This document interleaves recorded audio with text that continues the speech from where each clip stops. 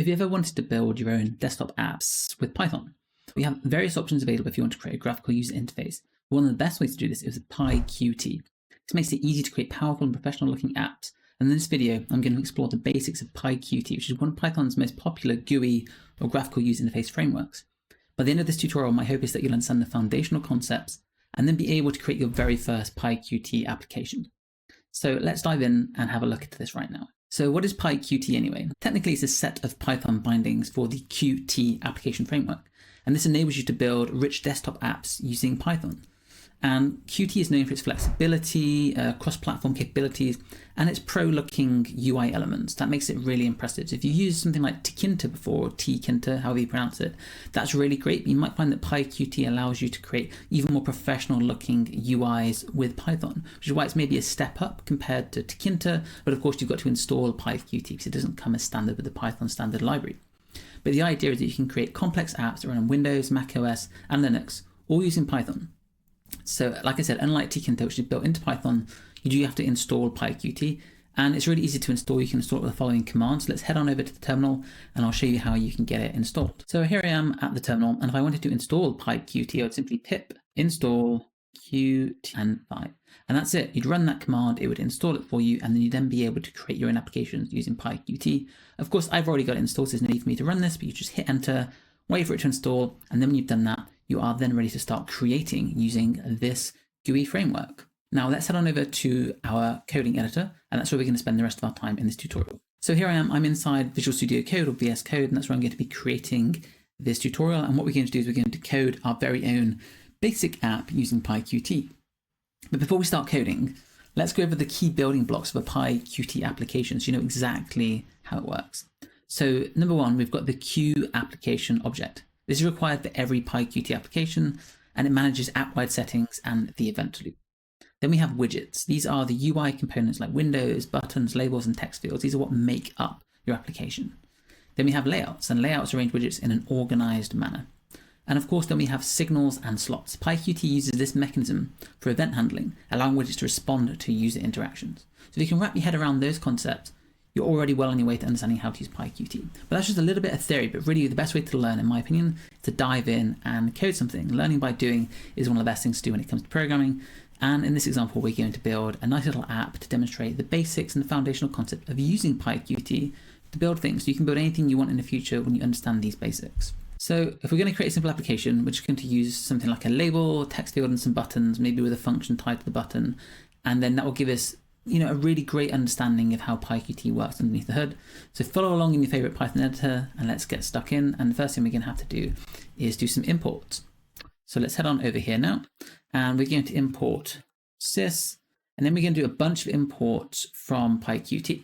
So we're going to go from pyqt5.qt, I need to have a lowercase t. Okay, that should work better now. From pyqt5 Qt widgets. Okay, so we're going to be importing a bunch of widgets, and these are how we're going to build up our app. We're going to import the following. So let's import Q application. If you remember, I mentioned how we need Q application.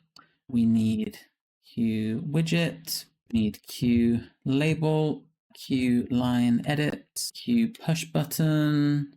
What else do we need? I think we need a box layout. So let's do Q vbox layout.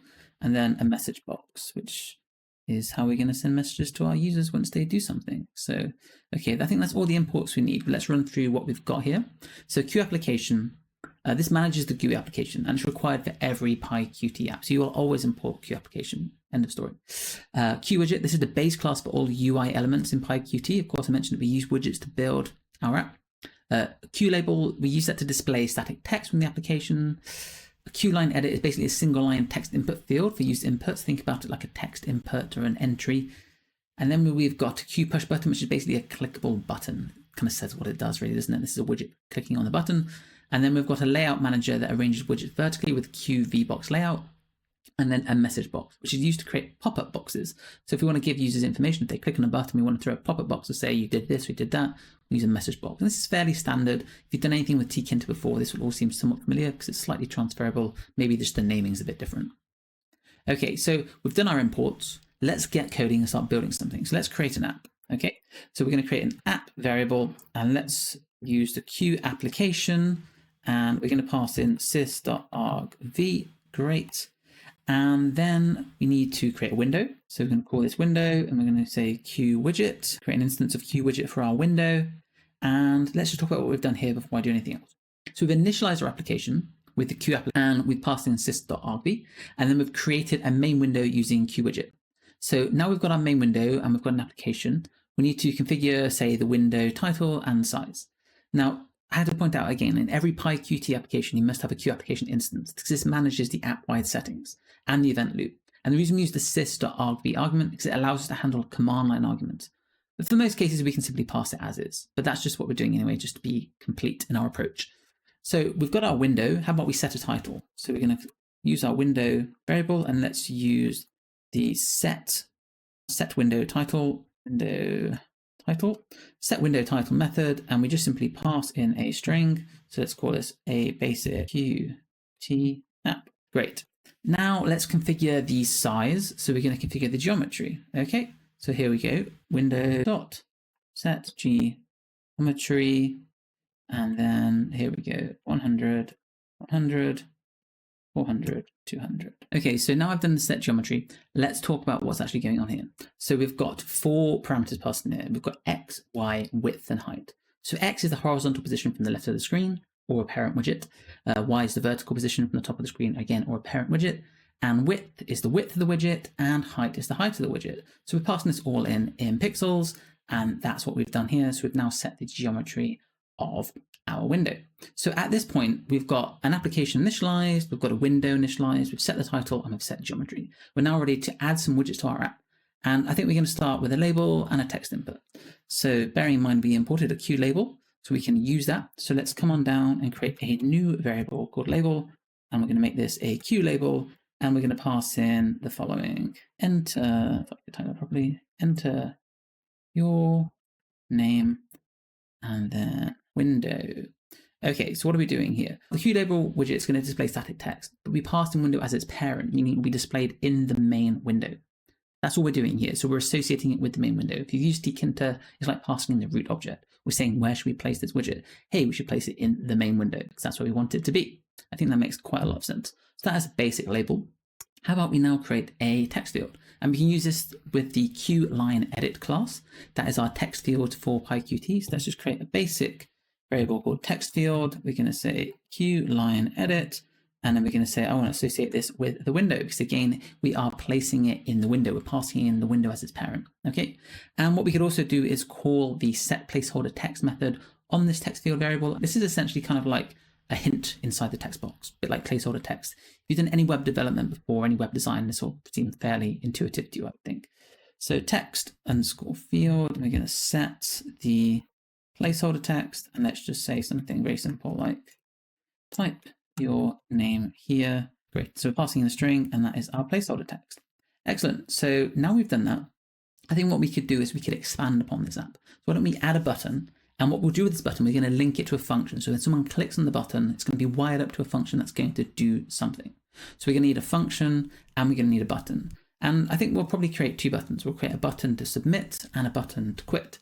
Now with the submit button, we're going to wire it up to a function we're going to create ourselves. And with the quit button, we're going to use a built-in method to close the window. This is similar to what I did in my tkinter tutorial. If you looked at that, this will seem somewhat familiar. If not, just follow along with me and I think it will make sense. So let's just create an empty function for the time being, and we'll come back to this in a moment. So submit action, we'll just enter pass, and we're going to come back to define that in a second. We're going to wire that up to our submit button. So let's create our submit button, and of course we're going to use a Q push button. And what we're going to pass in, we need to pass in the text for the button, which is going to be submit. And we want it to be in our window, of course. We need to pass in our window as the parent. So here you go. We've essentially said, this is the text and this is the window where it should be associated. So if you did follow along with the label in the text field, you can see we're following the same principles here. We're always passing in the window to make sure we associate it with the window variable. Great. So we've got our button, but what we want to do is when we click on the button, wire it up to our function. So we need to use the .clicked and then .connect method to connect this to the function we've yet to define. So we've got our submit button. We are then going to say, okay, we want to wire this up to our function. So let's say dot clicked. So once it's been clicked, connect to submit action. Okay, I think that's fairly Pythonic. Buttons clicked, what should I do? Connect to what? The submit action function. So I think you can read that fairly standard in your mind. It kind of feels like English. So we have wired this up, and now we need to do something. So let's define the function. And this function is going to fetch text from our QLineEdit, which is our text field. And what we're going to do is we're going to fetch that. And then if the field is empty, we're going to display a warning. Otherwise, we're going to greet the user. Okay, so fairly straightforward. So let's go into this function now, and let's say the following. I want to get the text from the text field. And we can do this using the .text method. It's a getter method for the text field object. And then we're going to call a string method on that of strip. Because what we're doing is we're returning a string with the text method. And then with that, we're going to call a string method on that from Python, strip all the white space. Okay, so we've got user input is our new variable. And we're going to say, I want to use my text field. I want to use the text getter. So I'm fetching the text from the text field with this. And then I'm saying, before I want to do anything else, let's strip all the leading and trailing white space. So I'm calling two methods, quite a Pythonic thing to do, chaining these methods together. The first here, .text, that is a getter method from the QLineEdit class. And then I'm using the Python string method of .strip to strip all of the space either side of this string. Now we need to see if the string is blank. So of course, if there was nothing here and it was blank, if I were to evaluate this as a string, it would evaluate to false, right? If it isn't blank, it would evaluate to true. And what I mean by that is I can say if user input, do something. And this means if the user input isn't blank, go into here. If it is blank, we'll handle that in the else. So then we can use our Q message box, and we're going to create an information message box. And we're going to say, associate that please with my window. And then here is the title of my box, input received. And then I need to pass in something for the main message body in the box. Let's pass in a simple F string and just say hello, and let's pass in user input. Now this makes sense because of course we've said over here, type your name here, right? So if the user's passed in their name, we're saying hello, we're greeting them. So what are we doing? We're saying, is the user input not blank? Is there some text? There is, great. Let's now display an informational message box. We're going to associate that with our window. We're going to give it a title of input received, and then we're going to pass this into the body of the box as the message that the user sees. On the other hand, if the string is blank, we go into our else, and in our else, we're going to use another message box, but a warning box. So Q message box, we're going to use warning, and then with the warning, we're going to again associate that with our window, and we're going to give it a title of no input, and then we're going to give a message, and that just says, please enter your name. Great. So I think that's fairly intuitive. I think that's logical, and you can follow along with what we're doing here. Excellent. So now we've done that, I said I was going to make two buttons, and the other button was going to be a quit button. So let's create another variable called quit button. And then what we're going to do is make this a Q push button again. Q push button, of course, what do we need to do? Set the text for the button, which is quit, and we want to associate it with our window because it's in our window. Excellent. Now I said I was going to wire this up to a built-in method. So rather than creating my own method to do something, when someone clicks quit, we want to end everything. So we're going to say quit underscore button, once clicked, do what? Connect, just like we did before, with our submit button. But what are we connecting it to? A built-in method for window, and that is simply going, my typing is atrocious, apologies, going to be close. And that is calling the built-in method to close everything down. So here is what we have done. We have defined a submit button. We have associated it with a window and given it some text. We've associated it with a function. We've wired it up to our submit action function, which we've covered, and we created a quit button. And we've done the same thing, text, put it in the window and wired it up to a function. But this is a built-in method for the window. And this is all done using the clicked.connect. So hopefully that seems fairly logical. You're reading through this now, I hope, and you can basically understand exactly what's going on here because it seems quite logical, I think. And that's amazing. So at this point, we have created essentially an app that is getting close to being usable. So at this stage, I don't know if you've noticed, but the one thing we haven't yet used is our layout here. So what can we do with that? What we could do is that we could essentially create a layout, and then we could add all of our widgets to this layout. Okay, so we're going to create a layout, and we could do it at the top here. If we come back to the top and we say, let's create a layout, and it's going to be a QV box layout. Now we need to go back. Whenever we've created a new widget, we need to add it to our layout. So we've got our label here, right? So we simply come along and say layout.add widget, and then we're going to pass in label. Okay. And then we're going to repeat this principle for everything that we have created. So same layout, add widget, pass in our text field, great. And then we've got our submit button. So again here, layout.widget, and we're going to say submit button, not action. And then we need to do the same with our quit button. So layout dot and then the quit. Excellent. We've now added all of those to our layout, which is fantastic. Now what we need to do is we actually need to set the layout for the window. So remember we've got our window object, which we created at the top here. We now need to associate the layout with that window. So what we could do is simply say, okay, window dot set layout. And of course, what are we going to pass in? Our layout variable, and that ties it all together. At this point, the last thing to do is to essentially use the show method to run this and show the window. And we can use the way to execute the application with sys.exit with app exec. So it's all quite straightforward. We're going to say window.show, and then what we want to do, we're going to say sys.exit, pass in app.exec, and that takes care of everything. At this stage, our application is now complete. The only thing we haven't done at the moment is we haven't done anything with regards to styling, but I think we'll come back to that in a moment, and we're going to do that when we expand this. So what I'd like to do is run this, show to you that it all works, then try and make it more modular by turning it into an OOP, object-oriented programming approach, by creating a class. But we'll get to that in a second. I think first things first, most important thing to do is to ensure that this all works the way that we would like it to work. And from that point onwards, we can then look at creating some form of, in essence, styling to enhance what we have. So first things first, let's run this. Let's ensure everything works the way that we would like it to.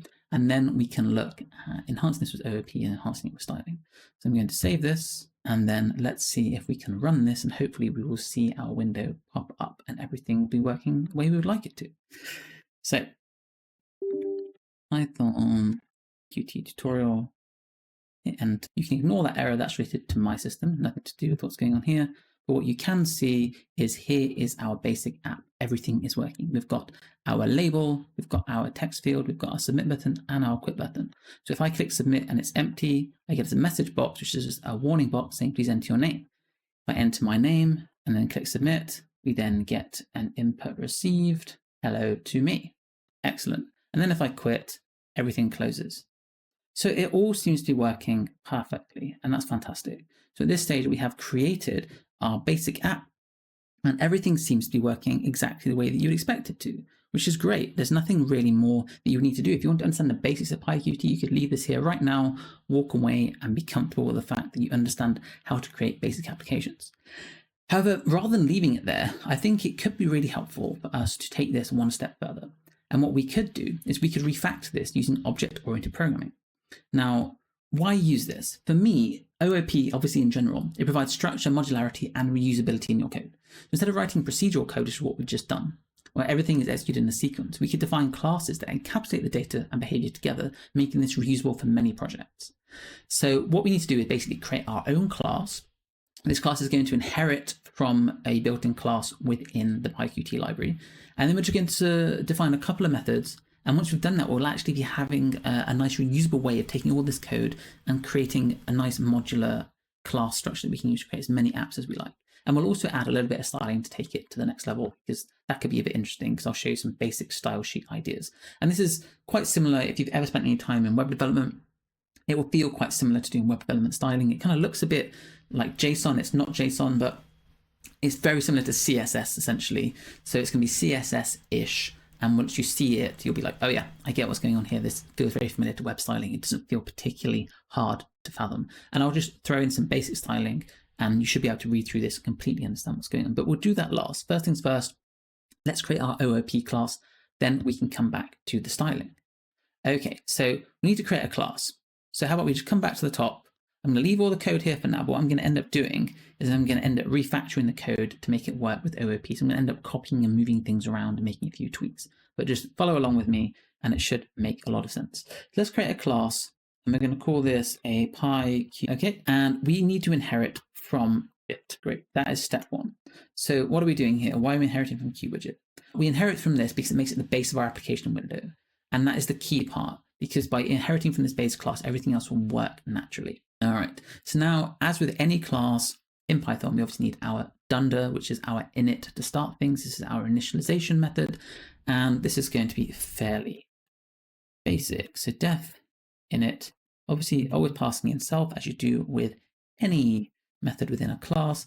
And then the first thing we need to do is this super, and then we're saying init, excuse me, super dot. Okay, that is the first step. Now, why are we doing this? The reason we are doing this is because that we are calling super.init to ensure the QWidget base class is correctly set up. This initializes the application, and this is the way that we tie that together. If you're unfamiliar with inheritance in Python, this might seem a little bit strange, but this is just a key part to ensure that the base class is set up properly when we are inheriting from it. Okay, so we do that. Now we can actually start to use something we've already done. Now what we need to do is set the window title, set the geometry, and we've done that previously. If you notice over here with window, we created window as an instance of a QWidget. Okay, notice the similarities here, QWidget. Now we have a class that inherits from QWidget. So we are essentially creating an instance of QWidget with our own class, which means that we can call these methods within our class, inherited from it.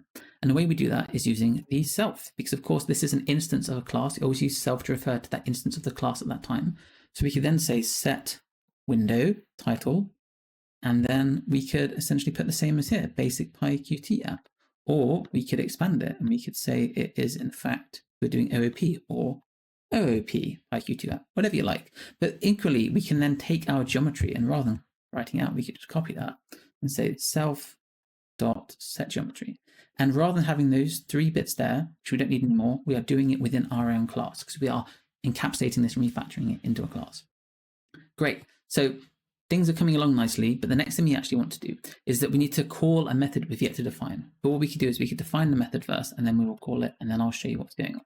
So this is going to be our init method, and obviously we need to pass in the self instance, as we do with every method within a class, and then we'll just hit pass for the time being. But this is where we're going to define all of our widgets. We're going to move all of our widget definitions into one neat class, keeping everything nice and neat and easy to follow along with. And then what we could do is we could call that method here, and that will essentially create all of our widgets at the moment that we create a new instance of our class. Because whenever we create a new instance of our class, it calls the init dunder method. Everything in here will happen. So we're creating a new instance of QWidget, we're setting the window title, geometry, and then calling this method, which is going to create all of our widgets. So it's a nice and simple way to do it, but it's also a lot more powerful than procedural programming.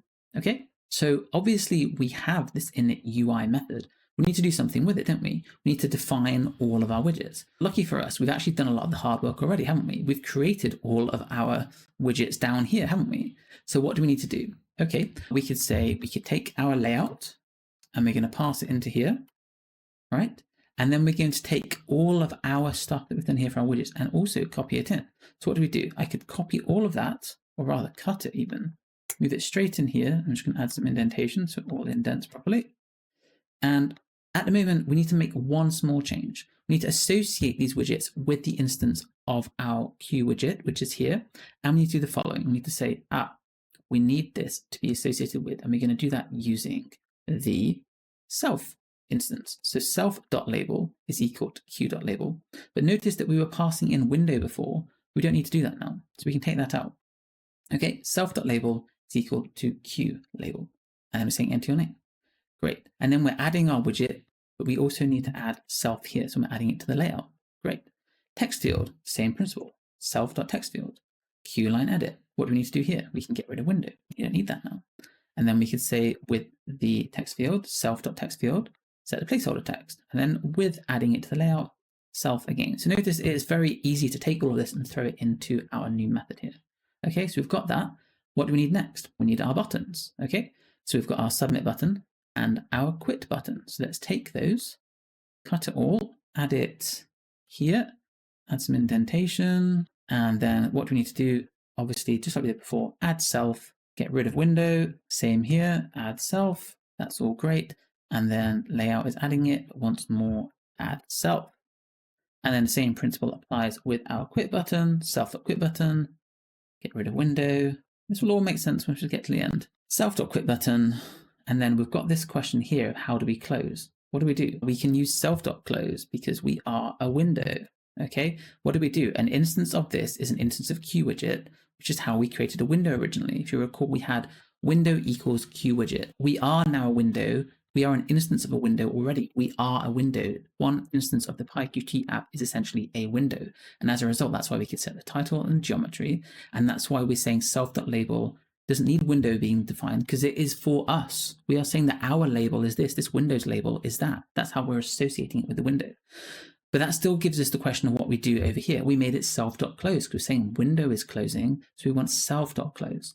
Now, one thing else we've got to do is finish off here and add self to our quit button. But before we move on, what are we going to do here about submit action? At the moment, I'm saying, hey, we're just using this method I've defined down here, but that's not correct. We need to bring it into the class. So I'm going to preempt the fact that I'm going to call this self.submit action, and I'm going to take this method, I'm going to cut it, and I'm simply going to make it a method within my class. Okay, there's going to be a new method within my class.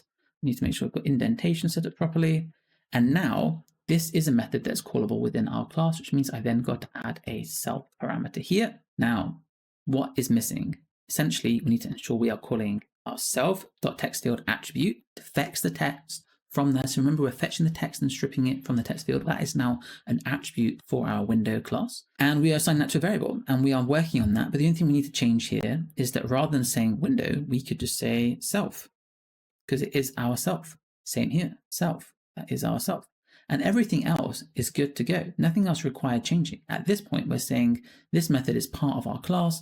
We are fetching the text field from our class's attributes, getting the text, stripping it, assigning it to a variable, doing some conditional logic on that, and then outputting some message boxes. And we're associating those message boxes with a window, which happens to be our self. Easy, simple. So at this stage, the only thing we've got left to do is to finish our tidying up, really. So if you notice that we have our layout, okay, so we've done that, but we need to set the layout, don't we? We've added our layout over here, but we haven't actually assigned it with our window. Let's come down here and say self.set layout, and then we're going to pass in layout. Great, so that is the window.set layout that we did earlier. We've now moved it into our class, so we can delete that. And all we've got left from our procedural code is this. But what do we do with all this? Okay, what do we do with all of this? We're going to wrap it into an if name equals main block, create an instance of an app using QApplication, which is what we have here. And then we're going to create an instance of our new class, which is the PyQt app, which is essentially going to create a window for us. We're then going to show the window, and everything else is going to look exactly the same. Now, let's say we want if name is equal to main. Here we go. Let's now indent all of that. Now, that is all fine. That doesn't require changing, but we need a window variable. And our window is simply going to be a new instance of our PyQt app. Great. And then we can still call window.show because we have now got an instance of the window by using our app, which remember inherited from QWidget. And then we are using the same thing here to execute our app. Everything is now done. Okay. So what I want to do is I'm going to work through this one more time just to make sure you understand exactly what's going on. We're going to run this, prove it all works. And then once it works, we're going to come back over and do a little bit of styling just to add a bit of flair. Okay, so let's run through what we've done. So what have we got? We've got our PyQt app class. This inherits from QWidget, making it the base of our application window.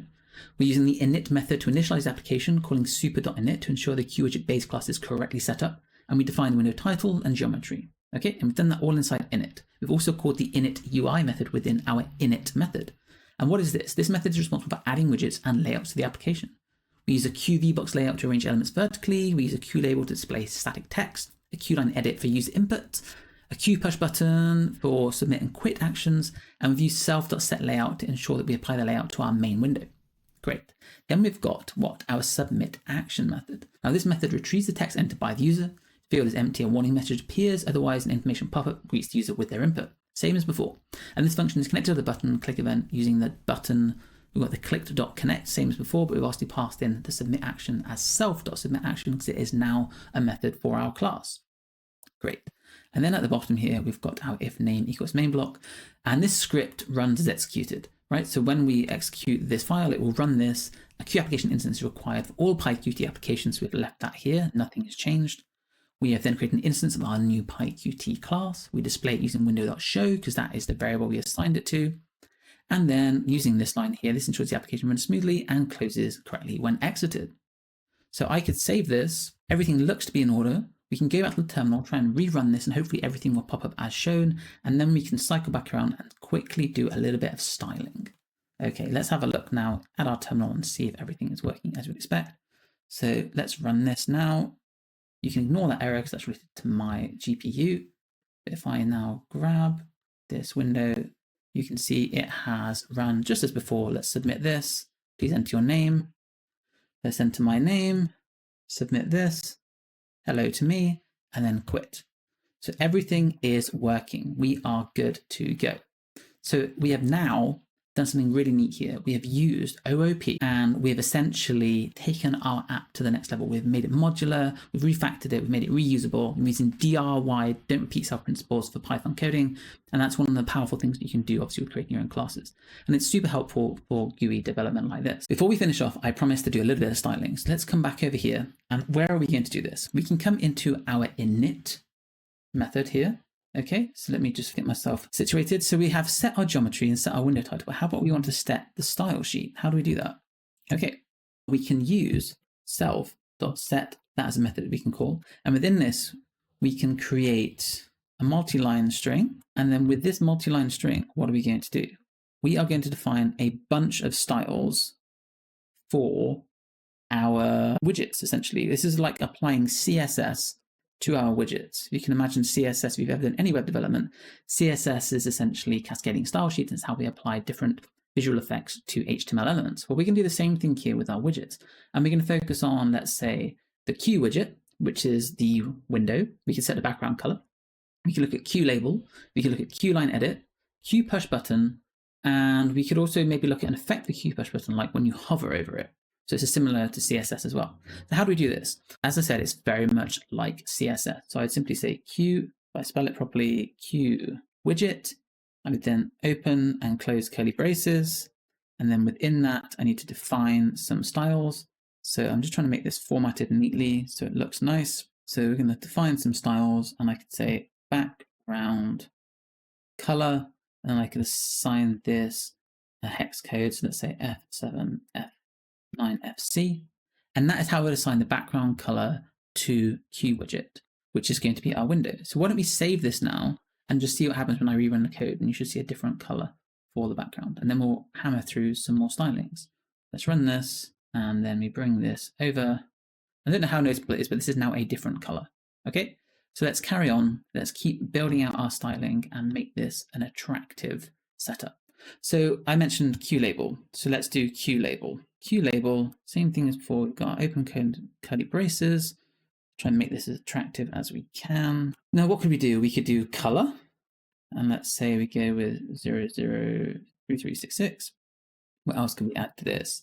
We could say the font size. We could say 14 pixels. Now, one thing I haven't done, just occurred to me, is I haven't terminated those properly with semicolons. Let me make sure that I do that. And then let's say the font weight is bold. And let's now save this, run our code again, and see these changes take effect. And if I bring this over, you should now see that we have bold and a different font color for that label. So it's all starting to come together. Okay, let's carry on. Let's keep going. Let's just rattle through some styles. Rather than me talking it out loud, I'm just going to type them out. You should be able to see exactly what I'm doing because it's fairly English. It's like CSS. When you read it, it just makes sense. So we've got Q line edit, and then we've got order. I've predefined some styles I'm going to use here just to make things a little bit easier. Where you do all your spelling correctly when you're doing this. You haven't got any IntelliSense when you're doing it within a string like this compared to when you're writing CSS, and it would tell you if you're doing something strange. So if anything doesn't work out, it's probably my improper typing. The eagle-eyed among you will probably spot that before I spot it. Okay, so that's Q line edit. Now let's do the Q push button. What can we do with this? 7 BFF as well. Let's say the color white, border radius, pixel padding. Let's say our padding properly. Padding 10 pixels. And then what else could we add in terms of styling? So there's font size and weight. Let's go with font size. It's 14 pixels. And let's say font weight is bold as well. Great. And then how about we add a hover effect? I said we could do that. So when we add a hover effect to the Q push button, standard effects like we would do if we were doing CSS. And the way we do that is the same as in CSS. We use our colon, say hover, and then we go into this, and then let's add our styling, and we just say the background color is going to change when we hover over that. So it's fairly standard CSS. I'm going to say 0056B3. Okay, I'm just going to have a quick read through this, make sure there's nothing egregiously incorrect. So background color looks fine. Q label, color, font size and weight. Q line edit, border, true pixels, solid. Yeah, that looks fine. Border radius, padding, font size, good. Q push button, all looks good. Color, radius, yep. I think that's fine. So let's save this. Let's go back to our terminal. Let's rerun our app. Let's have a look and see what we have now with our styled application. And here you go.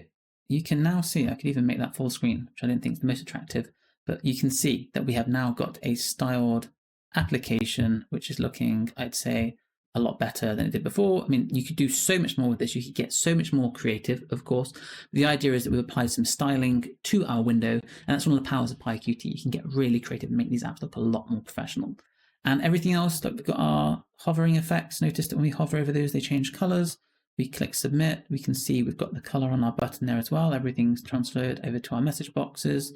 I could add my name, click submit, everything looks good, hover effects there too, and quit.